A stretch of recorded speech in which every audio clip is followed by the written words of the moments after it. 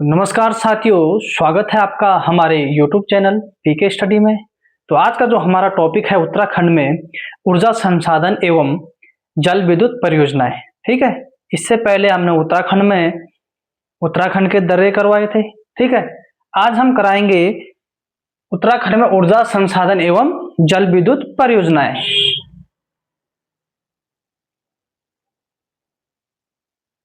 किस पे बात होगी? जल विद्युत परियोजनाएं। तो सबसे पहले बात करते हैं गैर नवीकरणीय संसाधन। ठीक है, गैर नवीकरणीय संसाधन जिसे हम नॉन रिन्यूएबल रिसोर्स के तहत रखते हैं। ठीक है, तो उसमें कौन कौन सा आएंगे? कोयला आएगा आपका, पेट्रोलियम आएगा, प्राकृतिक गैसें आदि। ठीक है, कोयला, पेट्रोलियम आदि जो प्राकृतिक गैसें हैं वो सब इसमें आएंगे। ठीक है, नॉन रिन्यूएबल रिसोर्स में, गैर नवीकरणीय संसाधन में। ठीक है, उसके बाद हम रिन्यूएबल रिसोर्स की बात करेंगे। तो रिन्यूएबल रिसोर्स नवीकरणीय संसाधन के तहत सौर ऊर्जा, पवन ऊर्जा और हाइड्रो पावर आदि। सौर ऊर्जा, पवन ऊर्जा और हाइड्रो पावर आदि किस में आते हैं? नवीकरणीय संसाधन में, जिसे हम रिन्यूएबल रिसोर्स कहते हैं। ठीक है, तो मैं आपको बताऊंगा, उसके बाद फिर बात करेंगे आगे। ठीक है, तो सबसे पहले बात करेंगे गैर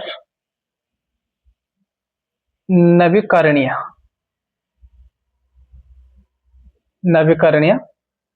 संसाधन।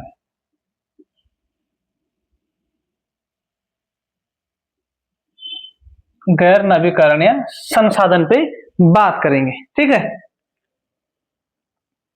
गैर नवीकरणीय संसाधन इसको हम non renewable resource, non renewable resource.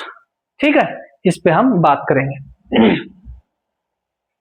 इसमें जो आते हैं हमारे, इसमें जो आता है हमारा, इसमें इसके तहत जो आता है गैर नवीकरणीय संसाधन में कौन कौन सी चीज आती है? इसमें आता है सबसे पहले आपका कोयला। ठीक है, कोयला हो गया, पेट्रोलियम हो गया, पेट्रोलियम,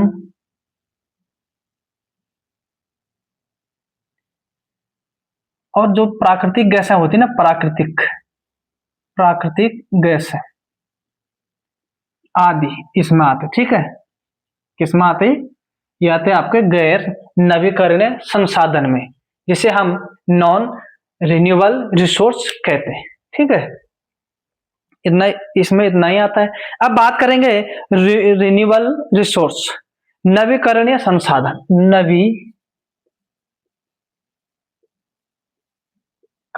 नवीकरणीय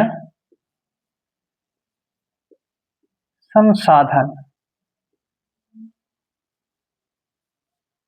नवीकरणीय संसाधन।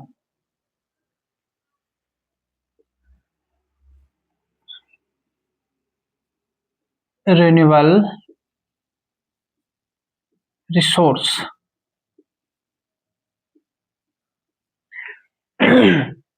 तो इसके तहत जो आते हैं, जो गैसें आती है, इसमें आते हैं आपको जो जैसे संसाधन आते हैं, इसमें जो सौर ऊर्जा, इसमें आता है आपका सौर ऊर्जा, पवन ऊर्जा, सौर ऊर्जा, पवन ऊर्जा। ठीक है, सौर ऊर्जा, पवन ऊर्जा, हाइड्रो पावर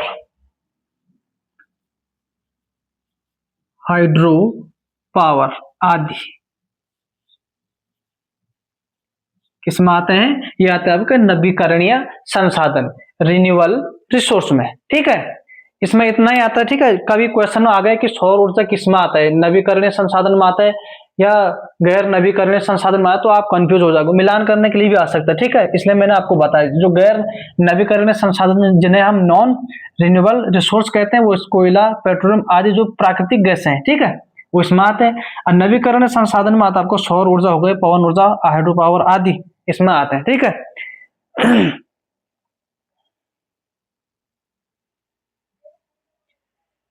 तो अब बात आगे करते हैं, ये चीजें आपको समझ में आ गई होगी।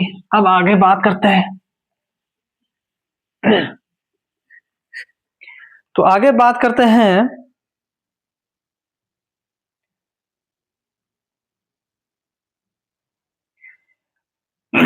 राज्य में नवीकरणीय ऊर्जा नीति की घोषणा। ठीक है, नवीकरणीय। अब तो बात करते हैं 29 जनवरी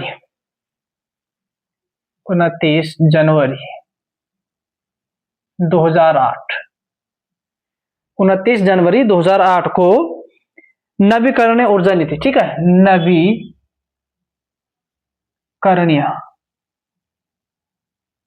ऊर्जा नीति की घोषणा की गई है।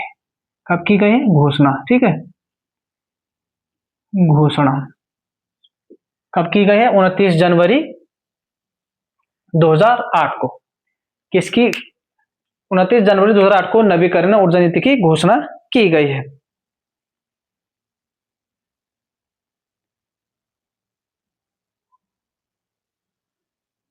ठीक है, अब बात करते हैं कि 31 जनवरी 2015 से 31 जनवरी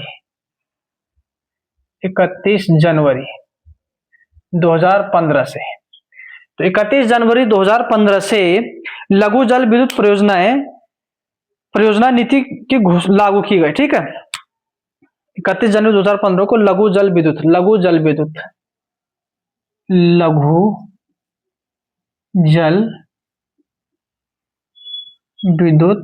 परियोजना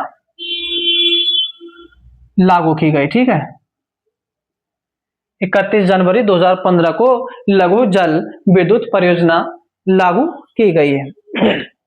अब बात करेंगे हम चीड़ के पत्तों से बिजली उत्पन्न। ठीक है, चीड़ के पत्तों से बिजली उत्पन्न का कार्य कब शुरू हुआ था? चीड़ के पत्तों से बिजली बनाने को नीति जो हुई थी वो अगस्त 2000, चीड़ के पत्तों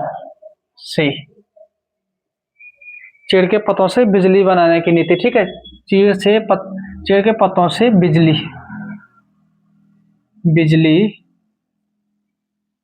बनाने की नीति, जिसे हम पिरुल नीति कहते हैं।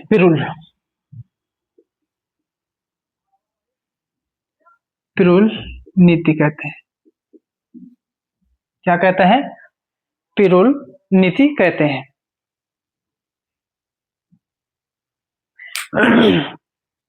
एक सेकेंड है, दिख नहीं रहा हो, इसको हम पिरुल नीति कहते हैं। क्या कहते हैं? पिरुल नीति। चीड़ के पत्तों से बिजली बनाने की नीति जो पिरुल नीति थी वो कब स्टार्ट हुई थी? तो अगस्त 2018 में। ठीक है, अगस्त 2018 में स्टार्ट हुई थी। ये हुआ कंप्लीट। अब आगे बात करते हैं हम। ठीक है, इसको मिटा देते हैं। ये जो छोटी छोटी चीजें है ना, ये बताना जरूरी है, क्योंकि एग्जाम में आ गए तो फंस जाता आदमी। फिर ये बताना बहुत जरूरी है भाई। ये मत सोचो कि ये क्या हो रहा है, बस बने रहो, सब हो जाएगा बढ़िया।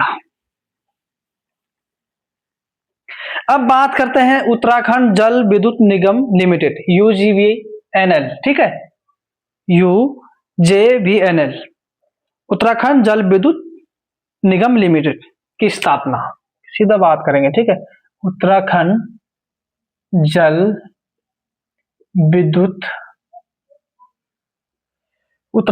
विद्युत निगम लिमिटेड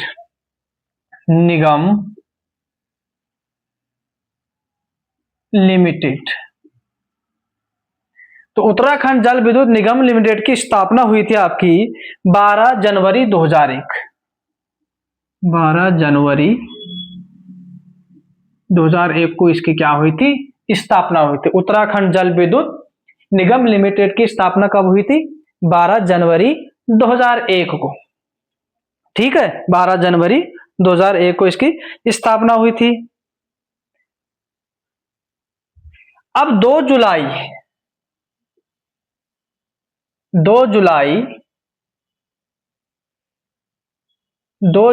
2007 को इसका नाम क्या रखा गया है, इसका नाम उत्तराखंड जल विद्युत निगम लिमिटेड रखा गया। ठीक है, 2 जुलाई 2007 को इसका नाम क्या रखा गया था, उत्तराखंड जल विद्युत निगम लिमिटेड। उत्तराखंड जल विद्युत निगम लिमिटेड 2 जुलाई 2007 को इसका नाम उत्तराखंड जल विद्युत निगम लिमिटेड रखा गया था। ठीक है, 12 जनवरी 2001 को इसकी स्थापना हुई थी और 2 जुलाई 2007 को इसका नाम उत्तराखंड जल विद्युत निगम लिमिटेड रखा गया था। ठीक है, इसके मुख्यालय की बात करते हैं। मुख्यालय आता आपका देहरादून में। मुख्यालय होगा देहरादून, देहरादून के पटेल नगर में। पटेल नगर में कहाँ है, पटेल नगर, देहरादून।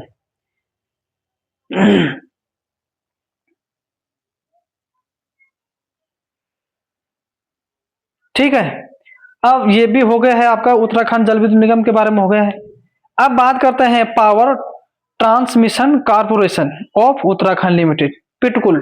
ठीक है, जिसको हम शॉर्ट में क्या कहते हैं, PTCUL. Power transmission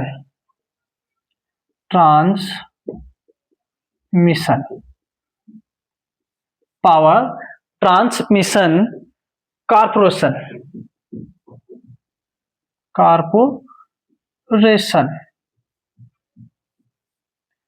power transmission corporation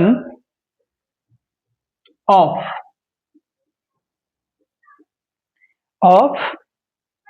Uttarakhand limited. ठीक है, क्या है, इसको हम कहेंगे पिटकुल। ठीक है, PTCUL, पिटकुल। ठीक है, इसका गठन हुआ था आपका 1 जून 2004। पिटकुल का गठन कब हुआ था,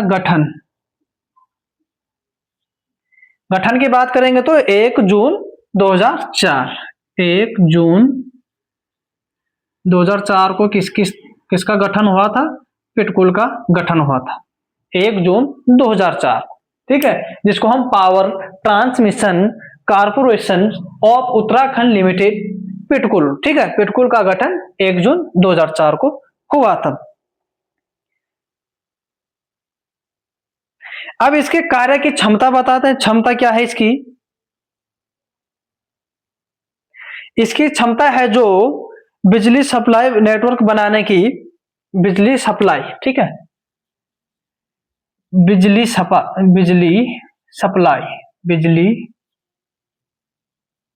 सप्लाई की जो इसकी क्षमता है ना, बिजली सप्लाई की जो इसकी क्षमता है 132 केवी। 132 केवी की इसकी क्या है, केवी इसकी क्या है, क्षमता है। बिजली सप्लाई की क्षमता कितनी है इसकी, 132। किसकी, पिटकुल की। इसका गठन 1 जून 2004। ठीक है, मुख्यालय की बात करते हैं। इसको मुख्यालय भी देहरादून में है, देहरादून में इसका मुख्यालय है। ठीक है, देहरादून में इसका क्या है, मुख्यालय है। ठीक है, पिटकुल के बारे में आप समझ गए, उत्तराखंड जल विद्युत निगम के बारे में आप समझ गए हैं।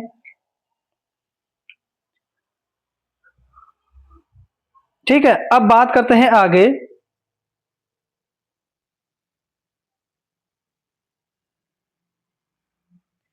एक रह गई यहां पे उत्तराखंड विद्युत नियामक आयोग। ठीक है, उत्तराखंड विद्युत है विद्युत नियामक आयोग का गठन, आयोग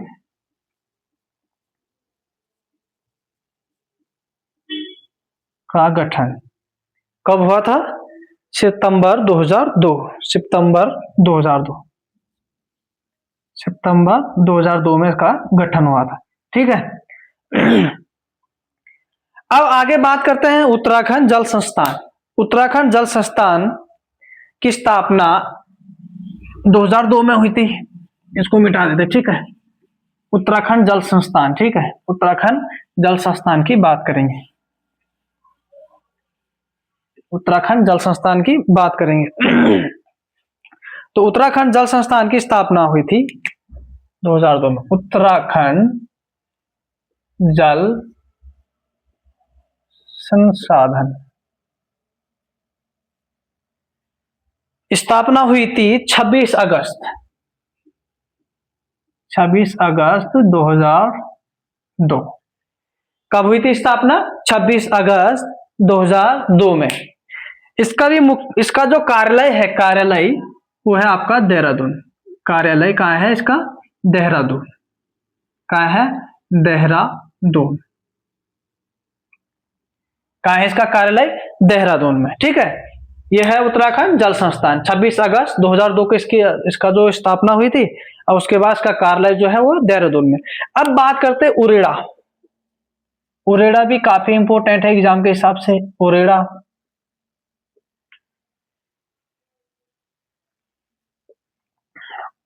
उरेडा, ठीक है, क्या है?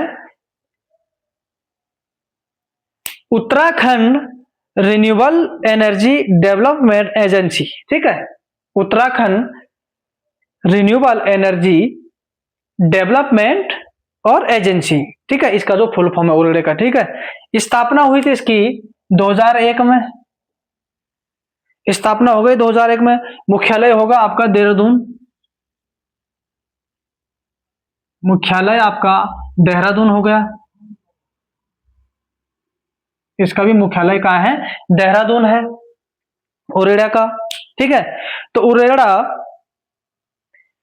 उरेडा का कार्य है 1 या 2 मेगावाट तक के जल विद्युत निर्माण कार्य। इसका जो कार्य है ना, 1 या 2 मेगावाट तक का, 1 या 2 मेगावाट तक के जो इसका कार्य है जल विद्युत निर्माण का। ठीक है, 1 या 2 मेगावाट के जो जल विद्युत निर्माण का कार्य है, इसका जल विद्युत निर्माण का कार्य है, निर्माण का कार्य है।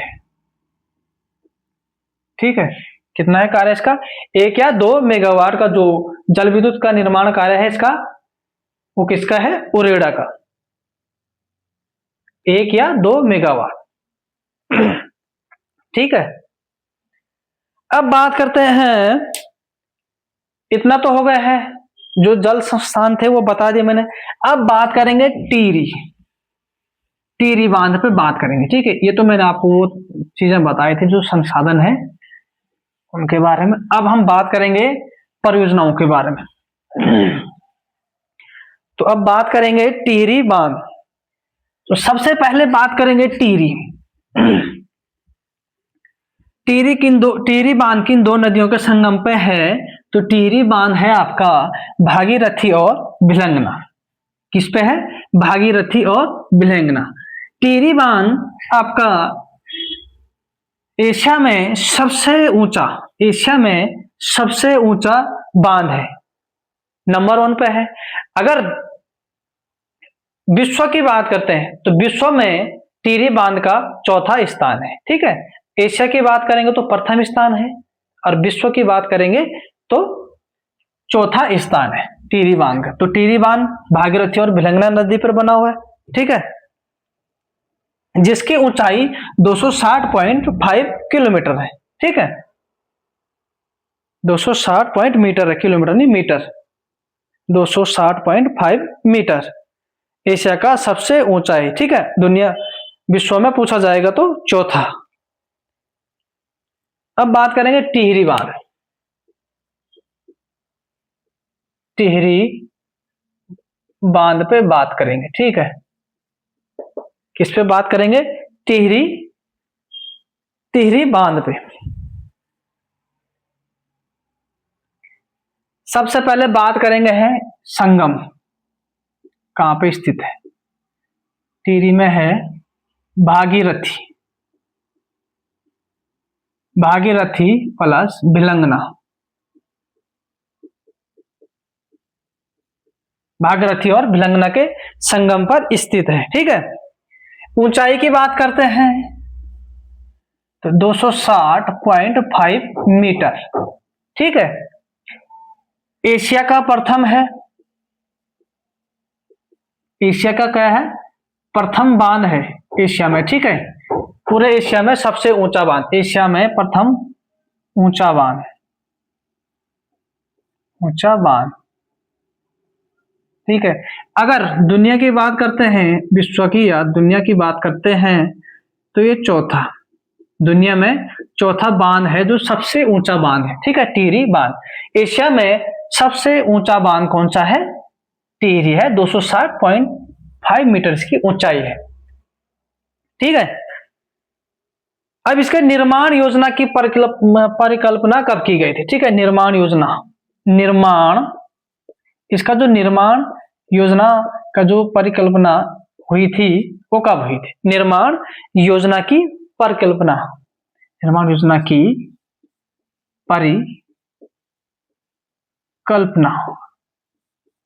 परिकल्पना कब हुई थी। ठीक है, तो ये हुई थी आपका 1949 में। इसका निर्माण की जो क्या हुई थी, परिकल्पना हुई थी। योजना की परिकल्पना कब हुई थी, 1949 में। ठीक है, टिहरी को राष्ट्र के गांव की संज्ञा भी दी गई है।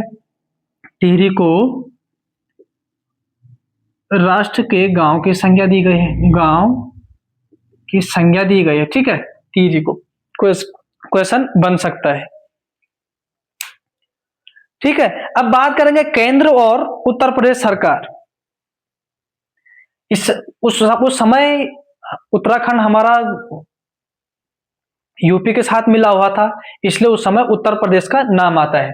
तो उस समय बात करेंगे केंद्र और उत्तर प्रदेश सरकार। ठीक है, उत्तर प्रदेश सरकार की संयुक्त परियोजना, केंद्र व उत्तर प्रदेश सरकार की संयुक्त परियोजना को कब स्वीकृति मिली थी, तो 1972 में। ठीक है, केंद्र और, लिख देता हूं। ठीक है, केंद्र व उत्तर प्रदेश सरकार की संयुक्त परियोजना, उत्तर प्रदेश सरकार की संयुक्त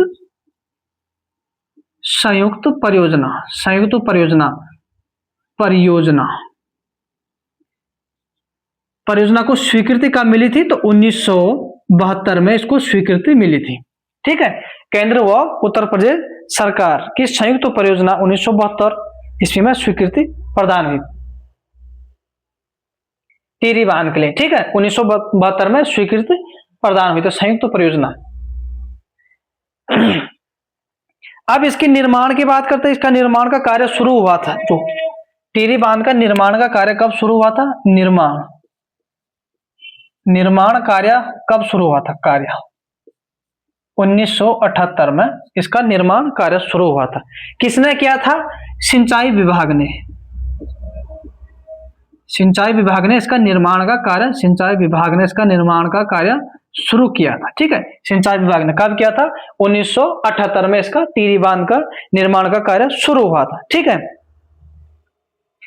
शुरुआत में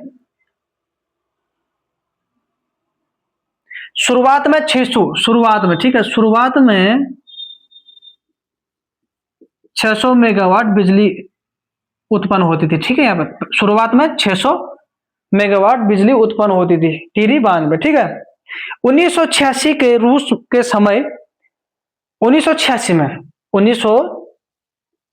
में रूस के साथ क्या हुआ था, समझौता हुआ था। 1986 में रूस के साथ समझौता हुआ था, समझौता। ठीक है, उस समय रूस के राष्ट्रपति भारत आए थे। 1986 में रूस के साथ समझौता हुआ, तो उस समय इसको 2400 मेगावाट कर दिया गया था। ठीक है, 2400 मेगावाट कर दिया था टिहरी बांध को। ठीक है। 1986 में जो रूस के साथ समझौता था उसमें ये 2400 मेगावाट कर दिया था। उस समय रूस के राष्ट्रपति मिखाइल गोर्बाचोव आए थे। मिखाइल, ठीक है, मिखाइल राष्ट्रपति थे उनके, मिखाइल। मिखाइल किसके राष्ट्रपति थे? रूस के राष्ट्रपति मिखाइल, ठीक है। मिखाइल कहाँ के राष्ट्रपति थे?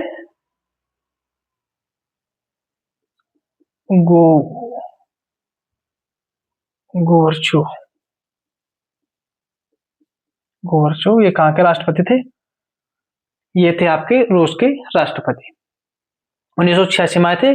उस समय जो समझौता था उसमें इसको 2400 मेगावाट कर दिया गया है, ठीक है। थोड़ा इसको मिटा देते हैं, यहाँ जगह कम हो रही है। अब आगे बात करेंगे और टिहरी बांध के बात चल रही है। ध्यान लगा के आपने देखना है, इतना ही जो बता रहा हूं मैं, जो आएंगे एग्जाम के हिसाब से जो इंपोर्टेंट है, ठीक है। टिहरी बांध के बारे में बता रहा हूं मैं, ठीक है। शुरुआत भी हो गई। अब आता है टीएचडीसी की स्थापना। टीएचडीसी, ठीक है, टीएचडीसी की स्थापना 1988 में हुई थी, ठीक है। कब हुई थी? 1988 में। टीएचडीसी की स्थापना कब हुई थी? 12 जुलाई 1988 को इसकी स्थापना हुई थी, टीएचडीसी की, ठीक है। टीएचडी की स्थापना कब हुई थी? एग्जाम में आता सीधा 1 नंबर में। टीएचडीसी की स्थापना कब हुई थी? 12 जुलाई 1988 को इसकी स्थापना हुई थी, ठीक है। 1989 को टिहरी बांध का कार्यभार दिया गया, ठीक है। अब टीएचडीसी, जो ये टीएचडीसी है, इसको टिहरी बांध का कार्यभार कब सौंपा गया था? कार्यभार कब सौंपा गया था? टीएचडी की स्थापना 1988 में हुई थी। अब टीएचडी की स्थापना हो गई, अब टिहरी बांध का कार्य इसको सौंपा गया है। तो कब सौंपा गया है? 1989 में। 1989 में कार्यभार टिहरी बांध का टीएचडी को सौंपा गया है, ठीक है। समझ आ रही ना बात? टिहरी बांध को सौंपा गया है। अब बात करते हैं टिहरी बांध। टिहरी बांध 3 भागों में विभक्त है। टिहरी बांध 3 भागों में, ठीक है, 3 भागों में विभक्त है। पहला आता 1000 टिहरी परियोजना। 1000 आती है आपकी टिहरी परियोजना।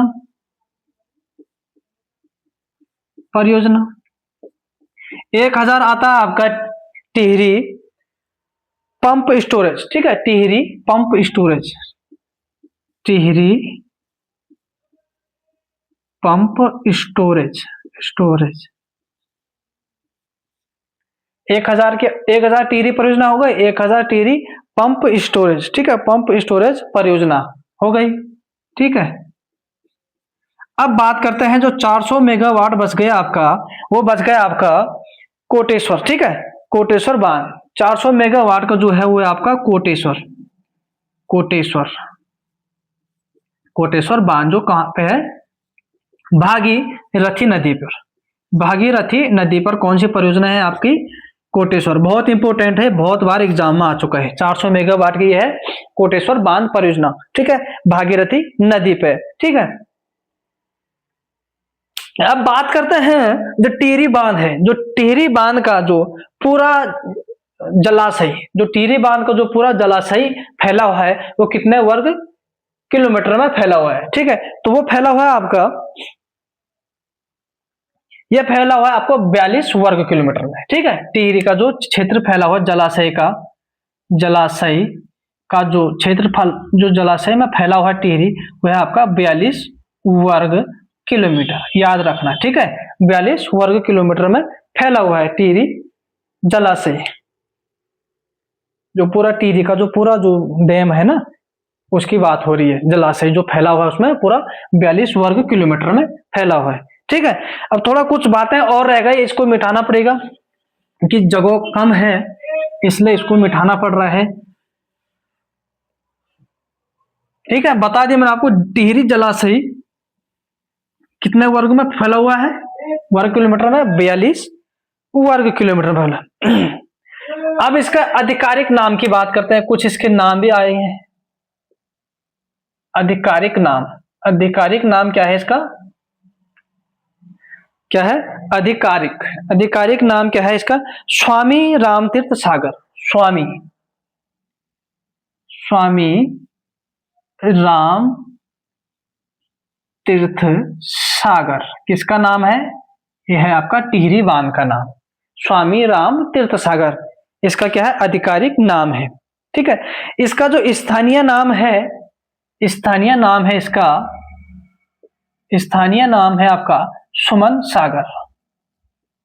सुमन सागर क्या है इसका स्थानीय नाम, जो सिरदेव सुमन के नाम पे रखा गया था। ठीक है, स्थानीय नाम सुमन सागर। अब टिहरी बांध की जो जल धारणा की क्षमता है,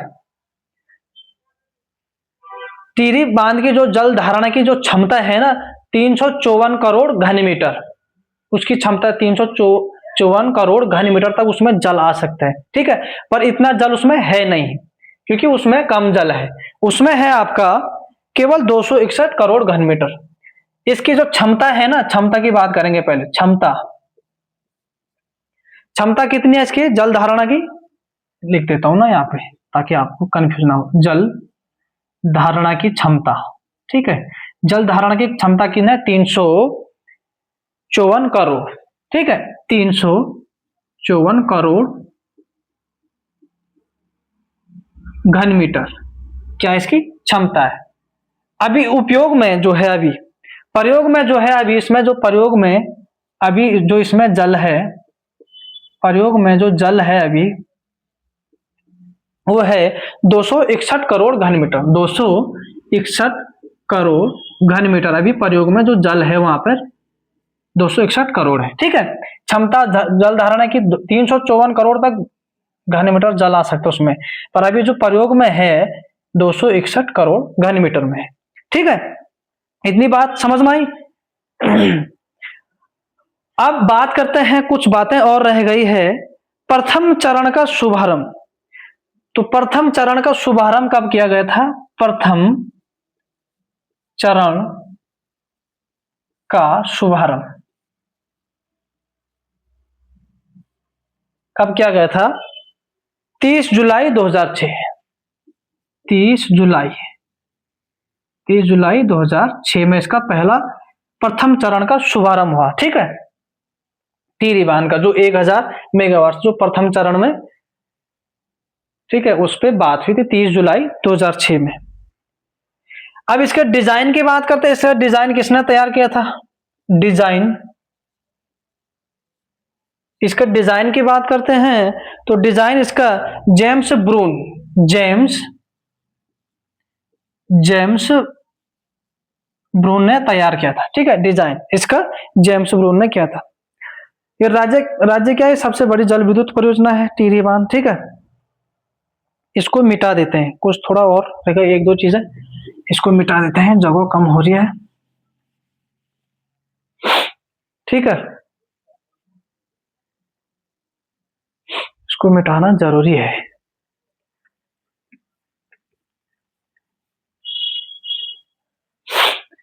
क्योंकि हमें रिकॉर्डिंग भी देखना पड़ता है ना कि कितनी रिकॉर्डिंग हो रही है कि नहीं हो रही है, कहीं बंद हो गए तो मैं खाली पड़ा रहा हूं यहाँ आ गई। अब बात करते हैं कि टिहरी बांध के विरोध में किसने आवाज उठाई थी। ठीक है, टिहरी बांध के विरोध में, जो विरोध में आवाज उठाई थी ना, आवाज टिहरी बांध के विरोध में किसने आवाज उठाई थी, तो है राजमाता कमलेंदुमती शाह, राजमाता कमलेंदुमती, राजमाता कमलेंदुमती शाह ने विरोध में आवाज उठाया था। ठीक है, टिहरी बांध के विरोध में आवाज उठाया था। क्वेश्चन बनेगा कि टिहरी बांध के विरोध में किसने सर्वप्रथम आवाज उठाई थी, तो राजमाता कमलेंदुमती शाह ने आवाज उठाई थी। ठीक है, अब इसके विरोध में जो समिति बनाई गई थी, विरोध में टिहरी बांध के विरोध में जो समिति बनाई गई थी, एक समिति बनाई गई थी, क्या बनाई गई थी, समिति। टिहरी बांध विरोध समिति कब बनाई गई थी? तो ये बनाई गई थी 1978 में। ठीक है, टिहरी बांध विरोध समिति कब बनाई गई थी? 1978 में बनाई गई थी। ठीक है, 1978 में बनाई गई थी। अब बात करते हैं कि सुप्रीम कोर्ट में टिहरी बांध की याचिका सर्वप्रथम किसने डाली थी? ठीक है, तो वीरेंद्र सकलानी नाम से एक है कोई, तो उन्होंने बांध विरोध सुप्रीम कोर्ट की याचिका डाली थी। ठीक है, सुप्रीम कोर्ट में याचिका डाली थी। ठीक है, सुप्रीम कोर्ट में याचिका किसने डाली थी? टिहरी बांध के विरोध में। टिहरी बांध के विरोध में सुप्रीम कोर्ट में याचिका किसने डाली थी? 1979 में वीरेंद्र सकलानी ने डाला था। वीरेंद्र सकलानी। ठीक है, सुप्रीम कोर्ट में याचिका किसने डाला था? 1979 में वीरेंद्र सकलानी ने डाला था। ठीक है, अब बात करते हैं टिहरी बांध विरोध समिति का नेतृत्व किसने किया था? 1991 में। 1991 में टिहरी बांध विरोध समिति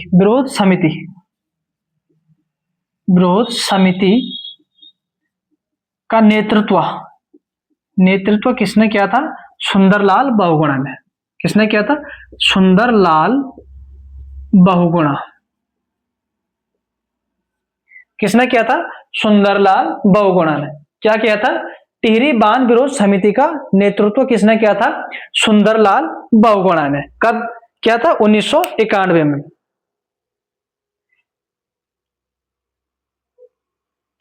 उस समय 1991 में जब सुंदरलाल ने इसका नेतृत्व किया था तो 76 दिनों तक टिहरी बांध का कार्य रोक के रखा। टिहरी बांध का कार्य रोका गया था। कितने दिनों तक रोका गया था? 76 दिनों तक कार्य रोका गया था टिहरी बांध का। ठीक है, जब इस 1991 में टिहरी बांध का विरोध समिति का नेतृत्व सुंदरलाल द्वारा किया गया था तो उसने 76 दिनों तक टिहरी बांध का कार्य रोक के रखा था। ठीक है, जो विरोध समिति, ठीक है, उसमें। और इसी में सुंदरलाल बहुगुणा ने, ये क्वेश्चन बना था एक बार, ठीक है, पेपर में कई बार बन चुका है, कि गंगा सागर से गंगोत्री तक साइकिल यात्रा, गंगा सागर से गंगोत्री तक साइकिल यात्रा, ठीक है, साइकिल यात्रा किसने की थी? ये की थी सुंदरलाल बहुगुणा ने। ठीक है, सुंदरलाल बहुगुणा। ठीक है, सुंदरलाल बहुगुणा ने की थी। क्या की थी? यात्रा गंगा सागर से गंगोत्री तक। इंपोर्टेंट है। ठीक है, तो आप मेरे हिसाब से टिहरी बांध कंप्लीट हो चुका है आपका, इसमें कुछ नहीं छूटा होगा मेरे हिसाब से, लगभग सारा क्लियर हो गया है। ठीक है, आप इसको नोट्स बनाए अच्छे से और फिर इसका रिवीजन करते रहें बार बार। ठीक है, तो आप आज की वीडियो में इतना ही। कल हम फिर दूसरा भाग लाएंगे इसमें, और भी जल विद्युत परियोजनाएं हैं, बाकी परियोजना की बातें उसमें होगी क्योंकि वीडियो काफी लंबा हो रहा है। ठीक है, तो आज हमने टिहरी बांध के बारे में कंप्लीट बात कर ली है। ठीक है, तो अब कल मिलते हैं अगली वीडियो में। आज यहीं पे समाप्त करते हैं आज की क्लास। Thank you.